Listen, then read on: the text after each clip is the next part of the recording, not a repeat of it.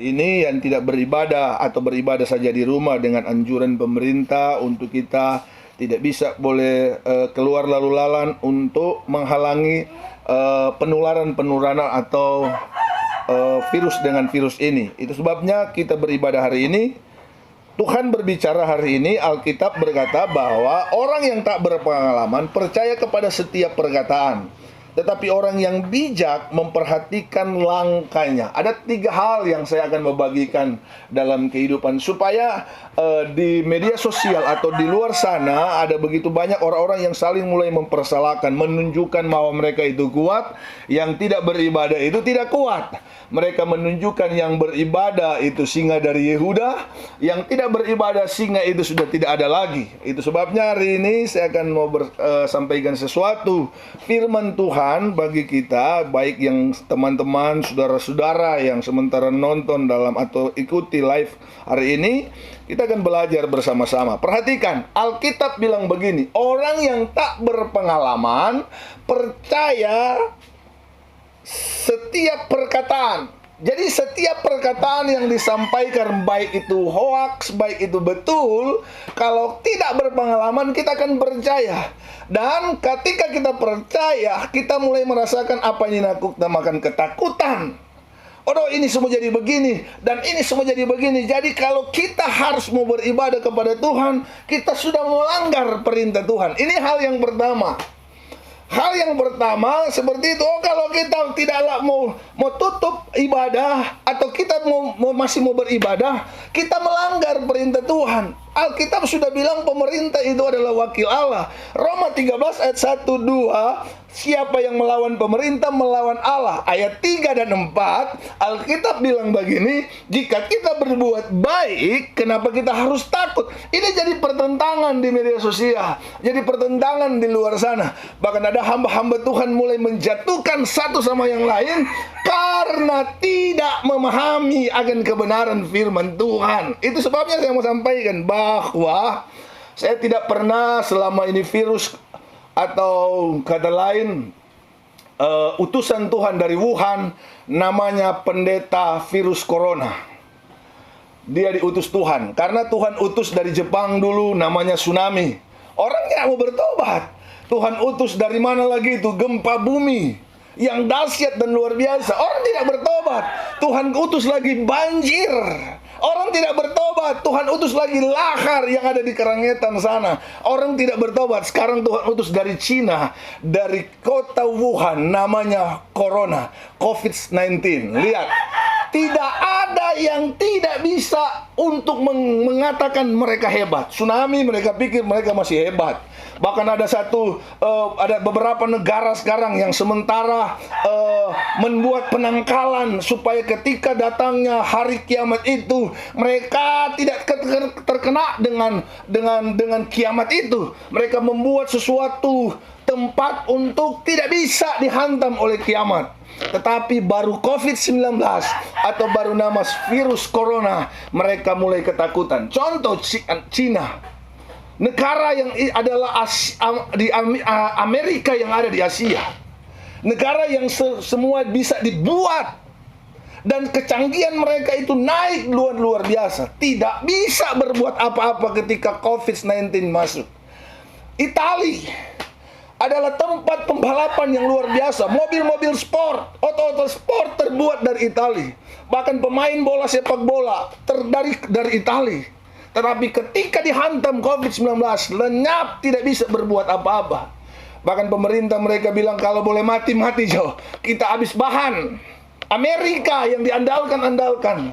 Ketika COVID-19 menghantam mereka, tidak bisa buat apa-apa. Ternyata di dalam dunia ini tidak ada yang kekal. Hanya di dalam Yesus kita kekal. Amin. Hanya di dalam Yesus kita mendapat kekekalan yang luar biasa. Itu sebabnya hal yang pertama, kata-kata apa yang kita harus dengar bukan berarti kita tidak lagi beribadah. Beribadahlah.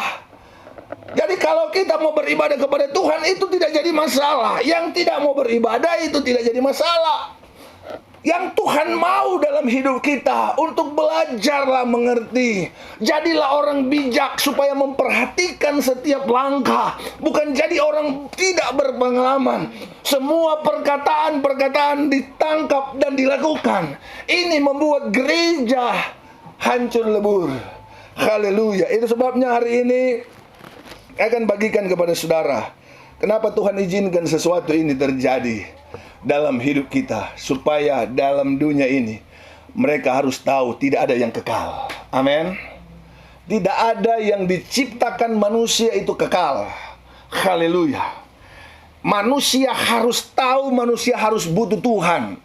Bahwa pemimpin-pemimpin kota, daerah, kabupaten, bahkan negara-negara harus mendeklarasikan atau menyampaikan kepada manusia, kepada masyarakatnya, bahwa di kolong langit ini kita harus percaya Yesus sebagai Tuhan dan Juru Selamat. Tidak ada yang tidak mungkin yang akan dibuat oleh Yesus. Itu sebabnya di luar Yesus kita akan binasa.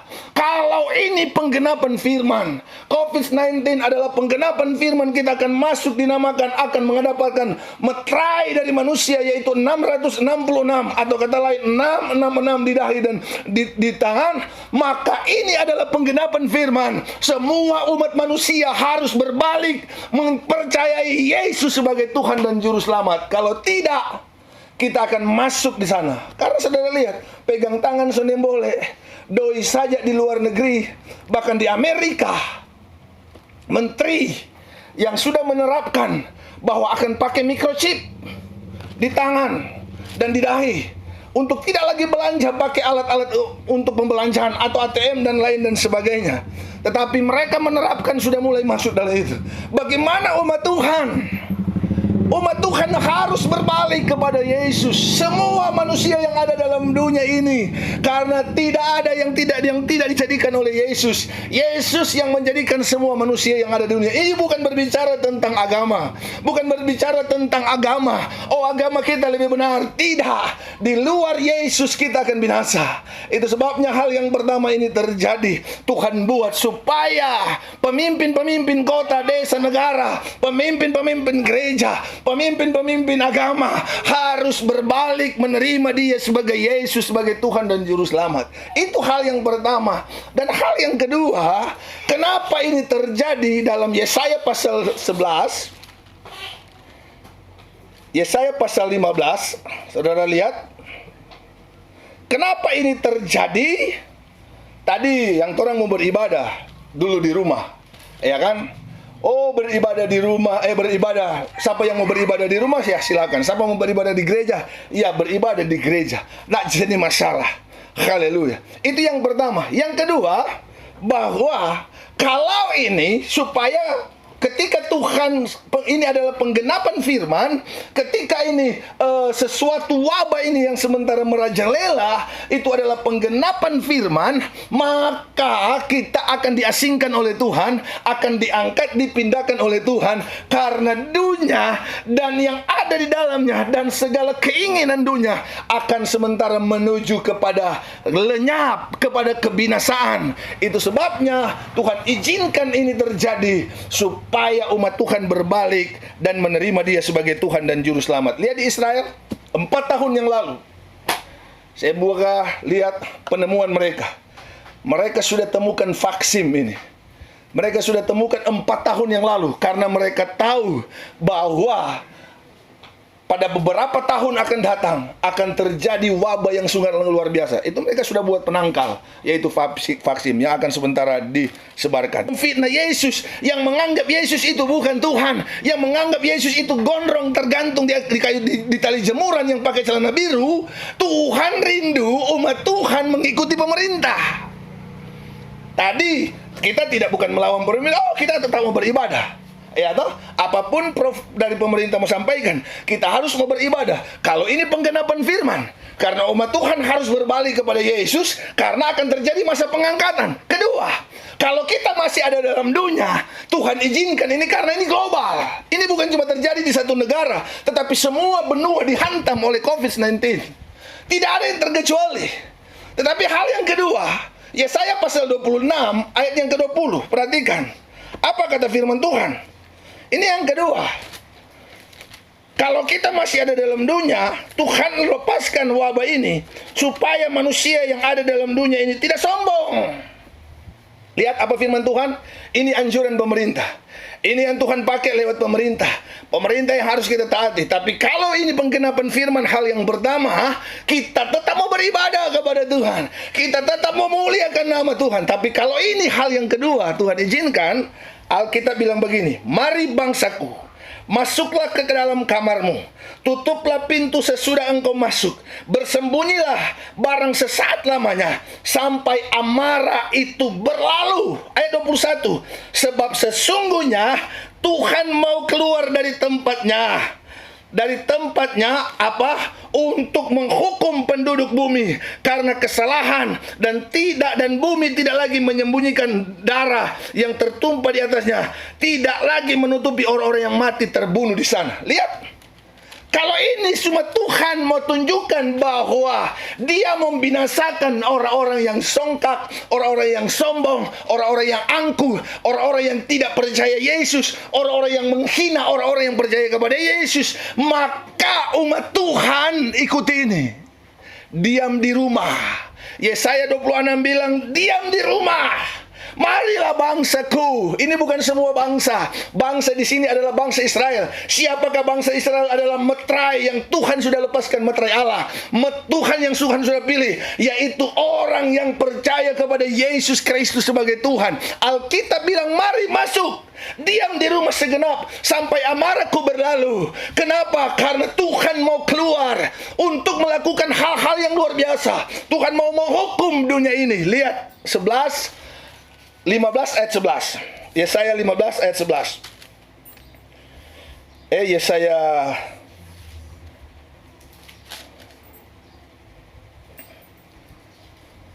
13 ayat 11. Kepada dunia akan kubalaskan kejahatannya, dan kepada orang-orang fasik kesalahan mereka. Kesombongan orang-orang pemberani akan kuhentikan, dan kecongkakan orang-orang yang gagah akan kupatahkan.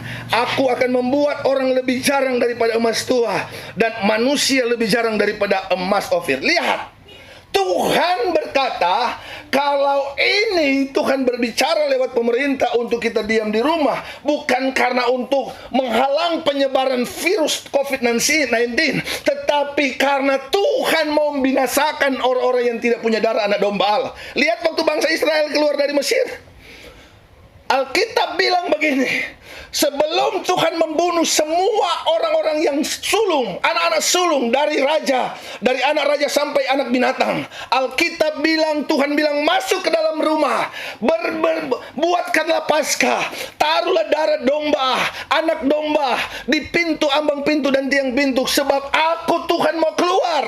Tuhan mau keluar. Tuhan mau membunuh semua orang-orang yang merasa sombong, orang-orang yang merasa angkuh, orang-orang yang merasa hebat, yang tidak butuh Tuhan. Haleluya. Sampai amarah itu berlalu, Alkitab bilang hanya mereka yang ada darah anak domba Allah yang tidak didapati oleh malaikat maut itu. Hanya mereka yang punya metrai Allah, yaitu darah Yesus Kristus, yang wabah ini lewat dalam hidup mereka. Tetapi kalau enggak, pasti kita akan terima wabah itu. Lihat saudara, orang mulai berkata, oh mau nih beribadah di sana. Itu pemerintah bilang, kalau saya sampaikan, saya bukan bilang salah itu pemerintah, tapi kalau ini penggenapan firman, di mana Tuhan akan menggenapi firman untuk mau menghukum manusia ini, mengangkat gereja Tuhan, memindahkan untuk orang-orang seperti ini. Ada orang-orang yang tidak layak di dunia ini. Mereka menganggap mereka tidak layak di dunia ini, tetap mereka mau melakukan apa yang mereka mau lakukan. Karena Alkitab pernah berkata, kita mau tunduk kepada manusia atau kita mau tunduk kepada Allah. Tetapi kalau Tuhan cuma mau menyatakan kekuatannya kepada misalnya Abdul Somad lah, Yahya Walone lah, yang bilang Yesus itu bukan Tuhan, apalagi Insan Mogoginta lah, seorang pendeta, iya kan, jadi murtad, meninggalkan agama. Itu murtad adalah meninggalkan agama, keluar dari agama. Haleluya. Lihat, mereka bilang, itu yang Tuhan mau buktikan. Tunjukkan kamu berkoar-koar di sana dengan COVID-19 ini. Kamu bisa sembuh. Selain hanya Yesus Kristus yang sanggup lakukan hal-hal yang ajaib.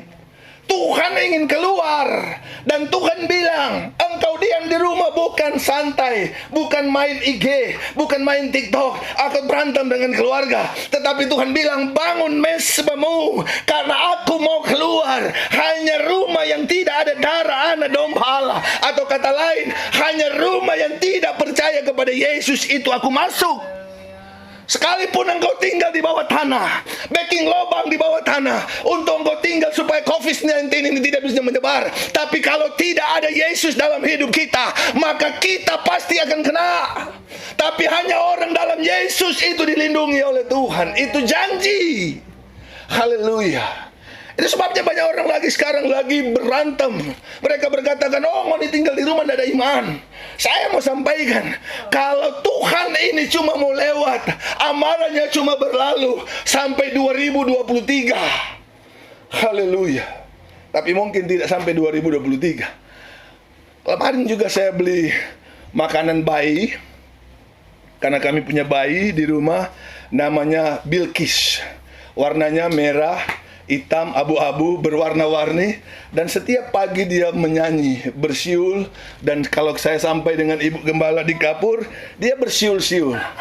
Ada seorang tukang ojek bilang begini, sudah sampai jam begini pak, kita cuma dapat 25.000. Kita bilang ada anjuran dari pemerintah untuk engkau lockdown di rumah, tinggal di rumah. Dan pemerintah itu membagikan 1 bulan 550.000 atau 1 bulan 700.000. Biasanya engkau punya gaji 3 juta, engkau kerja full, engkau terima 1 bulan, itu pun tidak cukup. Tetapi Tuhan buat lebih luar biasa. Karena Alkitab sudah bilang bahwa ketika Samaria dikepung oleh Raja Aram, Alkitab bilang satu kepala keledai itu seharga 80 sikal. Saya baca, selidiki, saya cari. Sikal ini adalah 11,4 gram. Dirupiahkan seperti 3.567 kali 80 sikal. Itu berapa? Kali 80. Itu harga. Kata lain bahwa ekonomi itu semakin merosot. Bahkan di Wahyu 6 ayat yang keberapa itu Alkitab bilang, maka secupak gandum sedinar. Artinya harga makanan, harga yang kita beli hanya kita pakai hanya 1 hari punya. Artinya menunjukkan bahwa bahwa ekonomi itu turun sangat luar biasa. Itu membuktikan bahwa Tuhan telah melakukan pekerjaan yang besar supaya orang-orang sadar bahwa di dunia ini kotek kita ada yang memelihara, bukan bab pelihara sendiri, bukan bab urus sendiri. Itu hal yang ketiga. Tuhan izinkan ini untuk terjadi dalam kehidupan gereja, supaya gereja sadar kita kerja kote itu cuma kemurahan Tuhan. Kalau bisa berbagi, kita sok kaya itu cuma kemurahan Tuhan. Kalau bisa bagi. Ada kau lihat orang kaya Lee Min Ho? Ada orang terkaya di Cina, dia bagikan hartanya. Paling dulu belum, enggak seperti itu, ya kan? Kakak adik, negara-negara yang lagi berantem, Palestina dengan Israel, lagi membantu dengan COVID-19. Lihat saudara, itu Tuhan tunjukkan bahwa kita punya satu Tuhan. Kita yang memelihara Tuhan. Kalau Tuhan karuniakan engkau punya uang, itu cuma karunia. Jangan sombong, jangan fitnah orang yang tidak punya uang. Kalau Tuhan beri engkau pekerjaan, itu cuma kasih karunia. Jangan lemehkan orang yang tidak punya pekerjaan. Tetapi bagaimana caranya supaya kita boleh membuat dia dapat bekerja? Mungkin kerja di kebun kita, mungkin kerja di rumah, mungkin suruh cuci baju, mungkin suruh cuci motor, kita bayar sama dia. Ini Tuhan ingatkan, secupak gandum sedinar. Tapi Alkitab bilang jangan rusakkan minyak dan anggur. Minyak dan anggur itu bukan cuma berbicara kesetiaan, sukacita kita kepada Tuhan, tetapi hubungan intim antara manusia dengan manusia. Hubungan intim adalah manusia dengan sesama. Untuk berbicara bahwa kita kota itu saling menghargai satu sama yang lain. Ini yang terjadi karena umat Tuhan sekarang sudah bagus satu sama yang lain. Negara sekarang sudah menganggap mereka lebih kuat. Oh, kita lebih kuat dari ngoni, nggak bisa ngoni buat apa-apa. Keluarga seperti itu, anak dan orang tua, oh kita so lebih kuat, kita so begini, kita kok kurang urus-urus mengoni mama dan papa. Tidak. Ini mulai terjadi pemberontakan di dalam itu. Hal yang ketiga. Hal yang pertama, penggenapan firman. Kalau ini penggenapan firman, kita tidak perlu tunduk dalam pemerintah. Kita tetap beribadah kepada Tuhan. Tapi kalau Tuhan cuma mau hukum, hal yang kedua, orang-orang sombong, orang-orang angkuh, kita harus tunduk kepada pemerintah. Karena pemerintah memang sudah ditetapkan walaupun dalam kepanikan untuk tinggal di rumah. Yesaya 26 ayat yang ke-20, masuk dalam rumah. Itu anjuran dari pemerintah, ada dalam Alkitab. Dan yang ketiga, kalau toh ini adalah untuk membuktikan dalam hidup kita, supaya Tuhan menyadarkan bahwa kita punya sesama itu segambar dengan Allah. Haleluya. Kita dengan sesama itu segambar dengan Allah. Karena sekarang kakak adik, jangankan orang lain, kakak adik saja sudah tidak baku senang. Terlebih sadiki, oh sebegini itu kakak.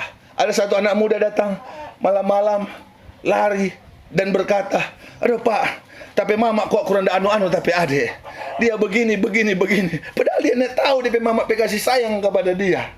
Dia pikir tuh kasih sayang itu cuma berbicara secara materi, untuk selalu diberi kepada adik, kong kakaknya enggak. Atau diberi kepada kakak, oh kakak dapat doi terus, kakak dapat bantuan terus, kok adiknya enggak. Bukan.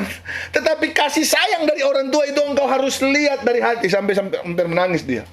Saya bilang begini, penyesalan itu terjadi ketika mama mau meninggal. Dan ada kata seperti ini telah dibuat, jika waktu masih bisa diputar, mak, biar mama mau maki kita, biar mama mau bunuh kita tidak akan pernah menyaut tuh mama. Tapi so terlambat sayang, kita bilang sama dia, so terlambat, sudah ada waktu lagi. Biar orang mau menangis darah. Ini Tuhan izinkan. Dengan COVID-19 keluarga berkumpul. Amin. Dengan COVID-19 bapak rumah tangga boleh sampaikan firman. Dengan COVID-19 bahwa ada